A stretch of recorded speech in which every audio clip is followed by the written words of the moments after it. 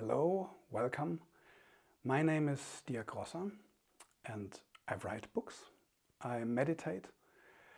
I roam the forest with our dogs. I give lectures, I give talks, I give seminars, and when I find the time I also like to make some music. The main topics both of my life and my work are meditation, mysticism and mythology, and something I would like to call the art of living a deeply human life. And yes, I feel very honored that my book about mysticism of everyday life is now published in South Korea. And I'm happy about the question I get to answer in this video. And just one thing before we start with the other questions. English is not my native language, but I will try my best to avoid any grammatical confusion.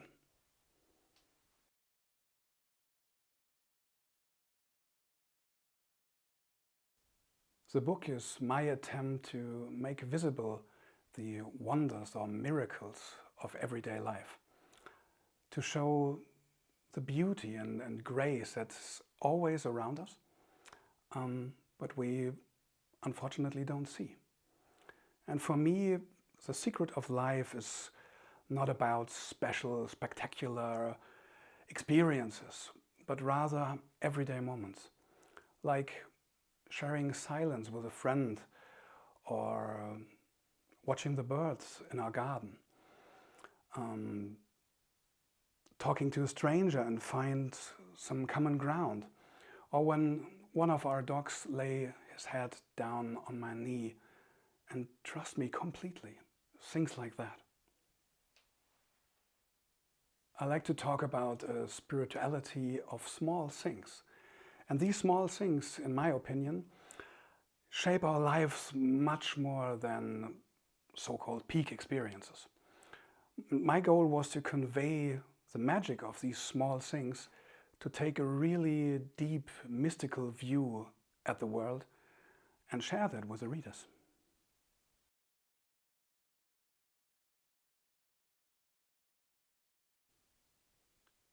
Mysticism is a spiritual path of experience that leads us into the sacredness of each moment. It is not so much about adopting a theory, following a thought construct, or speaking a creed. Much more it is about being truly touched by the sacredness of the moment and entering into a real relationship with that sacred. And this is the reason why I don't like the English term mysticism at all. Because a mystical approach has really nothing to do with an ism. It's not about dogma and not a construct. It's about your own experience, your own feeling about this sacredness. In almost every religion there were and are mystical currents, mystical streams. But they often have to stay or had to stay in the underground because they often undermined the religious authorities of their time. Just simple by their emphasis on their own experience. And there were and are Buddhist mystics, Christian mystics, Jewish mystics, Hindu mystics, Muslim mystics, nature religion mystics. But the essence of what they think, what they feel, what they experience has no name.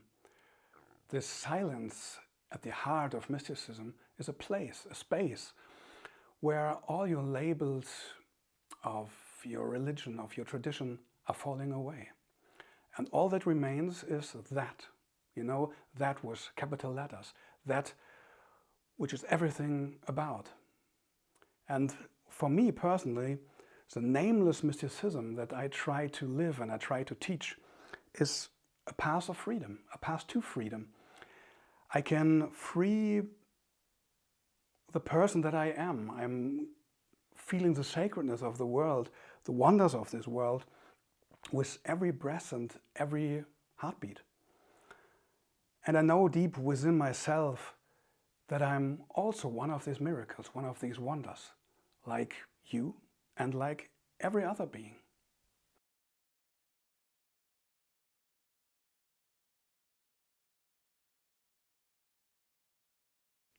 Sometimes it may seem that way because a mystic is often imagined as a person who lives somewhere in a cave, focused on growing a long white beard and so on. And the Greek word for mystic or mysticism is myein, which literally means to close your eyes. And therefore I think people guess that mysticism is some escape from the world, turning away from the world. But it's not like that. The true mystic opens his or her eyes again. That's the point. He or she may keep them closed for a while to focus on the inner world, focus on the own experience and meditate in silence, and not to be washed away by the opinions, the theories or ideas of the outer world.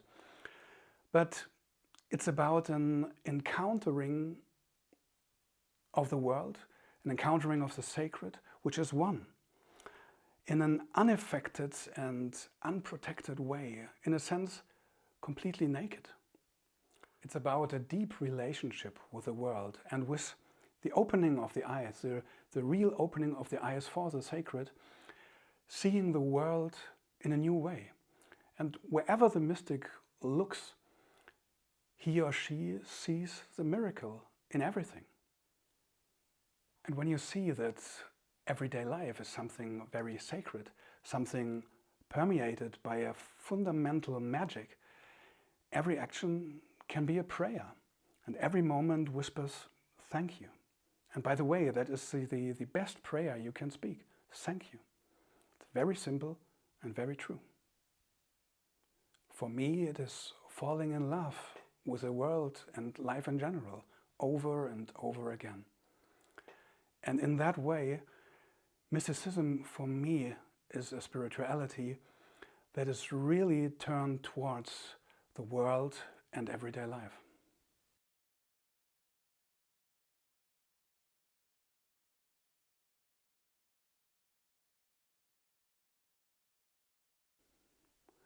This expression, spiritual serial killer, comes from one of my teachers, a real friend and a great guy whom I quote in the book. Many years ago, when he sensed how much I was beginning to free my mind from the limitations of my mind itself, he showed me with that expression how much I'm allowed to leave behind. He said, if I wanted to continue my journey into freedom, I have to commit 4 murders. I would have to kill my ego, I would have to kill my father, my guru, and ultimately I have to kill God. Maybe that sounds a little bit strange or drastic, of course, but what it means is, on the path of mysticism, we have to leave our ego behind. We have to kill our ego in a way of abandoning the constant repetition of the me, my. And we leave behind the roles and masks that we thought we had to wear for such a long time, the false identifications. And then we kill our father, which does not mean our biological father, but the demands and false securities of our society, of our tradition. We question our tradition and we take full responsibility of our own path. And closely related to these things is our third murder, the killing of our guru. We cannot rely on anyone to answer all our questions. And even the best guru cannot walk the path for us. We ourselves must put one step in front of the other. Finally, the fourth murder is the murder of God. And that means that we let go our notions, our ideas, our concepts and theories about God. Meister Eckhart, a famous German mystic of the 14th century, once said, I pray daily to God to rid me of God. And what he means is that he wants to get rid of his ideas about God that stands in the way of a real encounter of God. And in Zen, there is a similar phrase, maybe you know it. When you meet the Buddha on the road, kill him. That doesn't mean to kill the Buddha, but it means to kill, to let go your ideas about enlightenment, your ideas about the experience of the Buddha, because you could lose the contact to your own experience when you worship the experience of the Buddha too much. Leaving all that behind, letting all that go, sets us free. We can explore our own path, we can discover our own love story with the world, with the universe. And of course, there are good teachers out there and you can learn a lot from them. But like I said before, they cannot walk the path for you. You have to do it by your own. You have to be your own teacher in some ways. We have to shape the way as we walk it and explore it. Let our own experience flow into our path. Otherwise, we would take away our uniqueness from the world, and that is really a pity, I think. We are all small, colorful stones in a big, colorful mosaic. And when we try to look the same like the stones around us, the whole mosaic is less colorful. And I believe that the whole creation is a colorful celebration. And we are part of that. We are part of that miracle. We are a miracle. We are creation. We are a miracle of creation.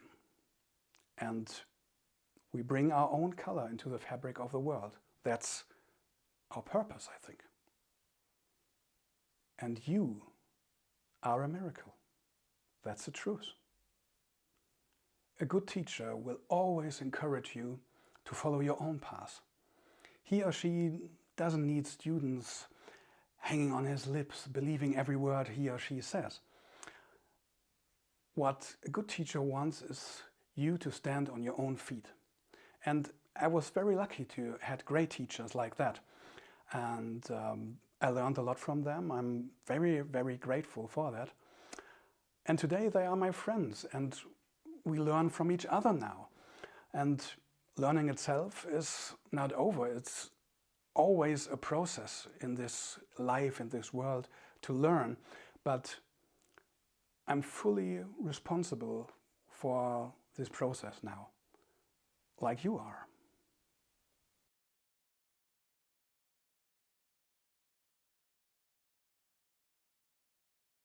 When I talk in my lectures or courses about meditation as a lifelong process, not everyone likes that.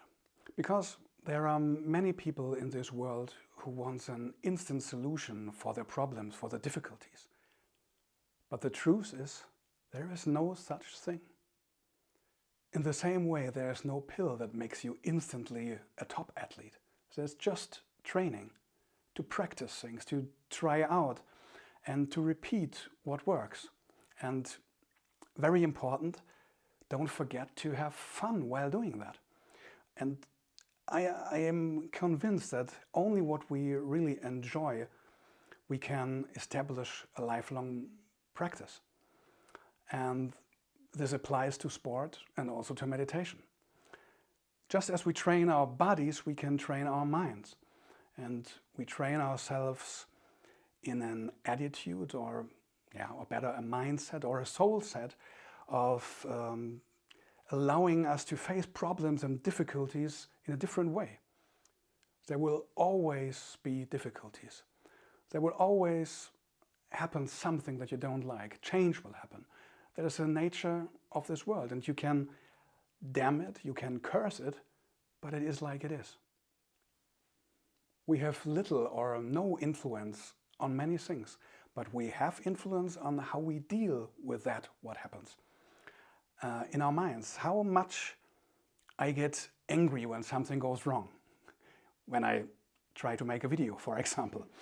How much I get carried away by anger, frustration, or jealousy. How well do I cope with loss? Really, none of us is perfect at these challenges. But a regular meditation practice, among many other benefits, can help us stay calmer overall and act more from compassion and love than to just react from emotions running high.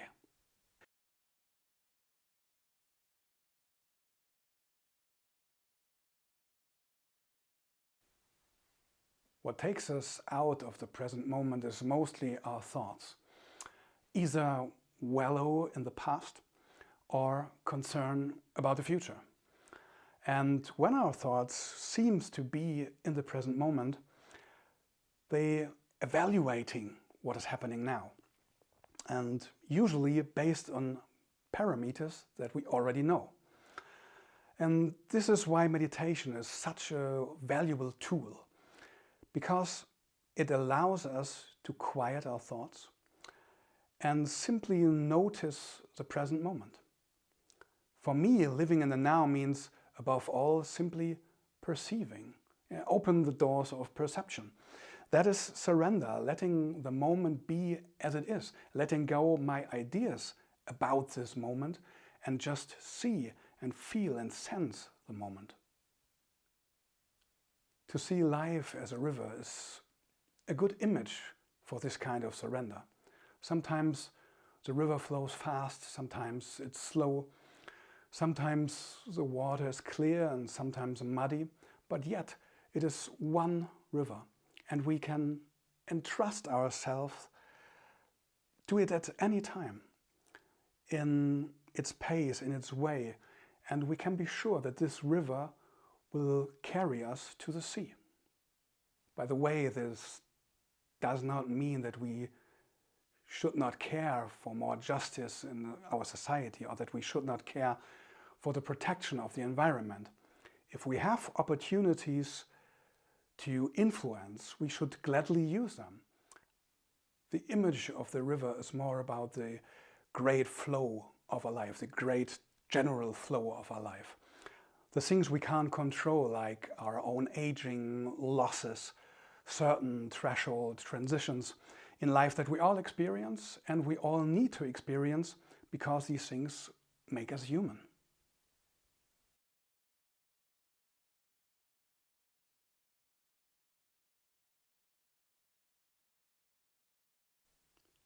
I don't have any first-hand insights of the Korean society, but I spoke to a few people from South Korea and they told me about the pressure they feel. Pressure from social expectations, expectations from their parents and so on. But for me, perfection is only an idea, and an idea that can almost never become reality. And if you really want to have an unhappy life, the best way is to focus on something impossible. You know what I mean? I think it might be helpful to watch yourself with compassion as well, and to open yourself to the possibility that real beauty lies in imperfection. Let's take a very simple example. If I had a choice between a high-tech desk made of pure white plastic, perfectly curved shapes from the best AI-driven 3D printer in the world, or a desk made of old wood with grains and patina, put together by a real human with love and craftsmanship, I would always choose the latter. This wooden desk may never reach the perfection that the white desk has, but it is in a way more real, more alive. Or let's look at a forest. The trees, they are not lined up like soldiers. They are not all the same size either. Some are tall, some are small, some are thin, some are thick. But because the variety of all the trees in the forest, there is beauty. The imperfection is beauty. And so is yours. Our mistakes and weaknesses also make us something unique and truly alive. Our wrinkles, our scars tell part of our story. and our failures lead us to get to know ourselves better. And often, even the supposedly wrong decisions ultimately lead to something good. We all know that when we look back in our lives, and we can say, yes, I took a wrong turn there. I took a wrong turn, but in the end, it led me to an extremely valuable learning process that I might otherwise not have, not experienced. Or to put it in another way, our imperfect lives allow us to mature in terms of character. In this way, we grow into a real being, a real human that can approach others with warmth, with compassion, and with heartiness.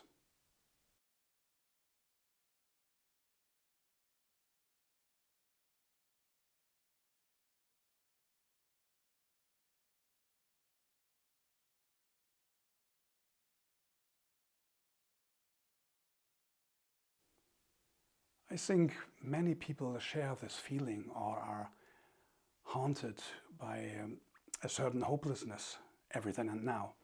They ask themselves, what can I do? What can I as an individual, as a single human being, change in this world? I believe that a mystical view of the world, however, gives us many possibilities to change or for action. As I said, mysticism is, among other things, the art of falling in love with the world and the life itself at every new day, again and again. We see the world and our lives with different eyes. We can see the beauty, the sacredness, and the dignity in everything, including ourselves. We see the incredible miracle of life in a little bird that comes to visit us on the windowsill in the morning. We see the miracle of an old tree that grows in the middle of the city. And we see the miracle in every person we meet, including the person we meet every morning in the mirror, in your bathroom. And I'm sure that this inner attitude radiate outwards. Basic friendliness grows, draws wider circles, like a stone that you throw in a pond. There are circles of friendliness going out into the world and touching other beings. And that's a good thing. And that's a change in the world that you and everyone can do. And the result of this friendliness often is, for me, I experience that animals have less fear of you and people easily open their heart for you and tell you their story and let them be touched and touch you. And maybe you want to give it a try. Tomorrow in the morning when you get into your bathroom and look into the mirror, maybe you can watch yourself with warmth and friendliness and be kind and compassionate to yourself. I have been meditating on this path of mysticism for almost 30 years now. And I feel every day that the more I open to the world, the more it opens to me. And that's a miracle itself. The more I acknowledge the value of life, the more I can appreciate myself and my small contribution. And maybe it's the same for you. When you see yourself in a different way, you can see your actions in a different way, and you can see that little things have value. Even though they are little, they have value. Such appreciation has another effect. We become independent of other people's opinion about us. We free ourselves from social expectations. And in short, we no longer have to play every game. We don't have to consume endlessly to feel worthy or valuable. We don't have to have more than others to feel rich. We don't have to become more beautiful, smarter, slimmer to feel good about ourselves. Many of the strange demands that this world gives to us are not our own demands. And we just don't go along with it anymore. We are independent, we are free. This takes a great burden off us. Maybe you can imagine that. And it frees our action. And we can do things that others would not do because they think it's embarrassing, it's inappropriate, it's not adequate. We can reach out while others would rather look away. We can go to places others avoid because they are afraid to make their hands dirty. We can talk to people who are ignored by others because they don't seem to fit in their social class or something else. In short, we can turn to life much more freely and do what we have identified as a right thing to do. As I said before, for me there is a big difference between acting and reacting.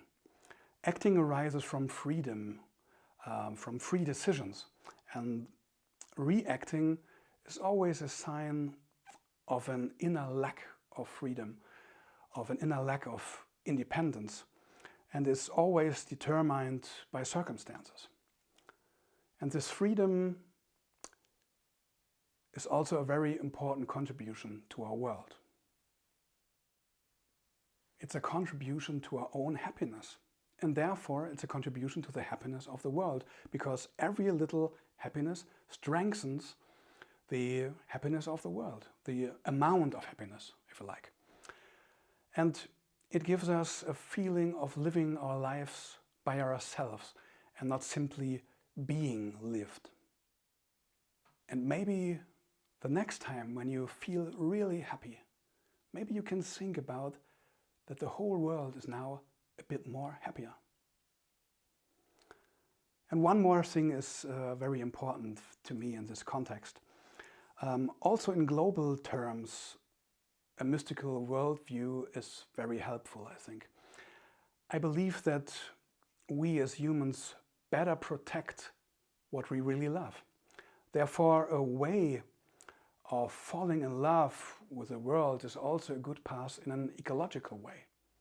If we remind each other that we are living in a huge miracle, that we are surrounded by miracles, and that we ourselves are miracles, we can build a better world.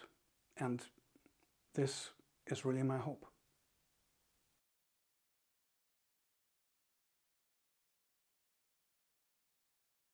First of all, if your heart is broken right now, I feel very, very sorry for you. These feelings really can be overwhelming, and I wish you a lot of strength for this difficult time, and I hope that your heart heals soon. My advice for this time would be to become very aware of the many miracles I just spoke about in this video. Meet these wonders with a meditative mind.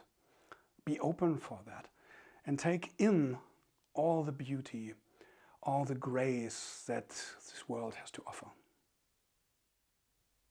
Direct your love, which may have experienced rejection, to the whole world. Look at the little beetle on your hand, full of affection. Appreciate the trees for providing oxygen for you. Delight in the kindness of the cat from your neighbor's house. Let all this work within you, let it flow within you, and become aware that all beings of this world are in some way your brothers and sisters. They are here for you. You're not alone. You are a part of a wonderful, big family. You are embraced by the love of the universe, the love of this world, the beauty and grace and the dignity of this world. And you may not always feel like that, but you are. Believe me, you are. Anchor this happiness very deeply in yourself and create little rituals for yourself, like greeting yourself very friendly in the mirror in the morning. Celebrate your happiness, maybe with drawing, maybe with journaling, or writing poems for the clouds, for the mountains, for something that you really like, that really opens your heart, that is really something that you love and that you want to embrace. Whatever it is, it will celebrate the miracle of this world, and it will celebrate the miracle of yourself. And let this feeling of boundless connectedness fill you up. Just breathe it in, breathe it out, breathe the love in, breathe the love out, and walk this path for a while without a partner. And I'm absolutely sure that your happiness will attract the right person that will share this happiness with you. So I thank you for your questions. I really appreciate that. I hope I will see you soon somewhere on your path. And yeah, maybe we'll meet, and I will be very happy about that. And by the way, I met my own imperfections too in making this video, doing it in English, in front of a camera in a foreign language. It was really hard for me, and I'm with you on this path of imperfection that leads to beauty and grace and forgiveness for myself and compassion with myself. Thank you.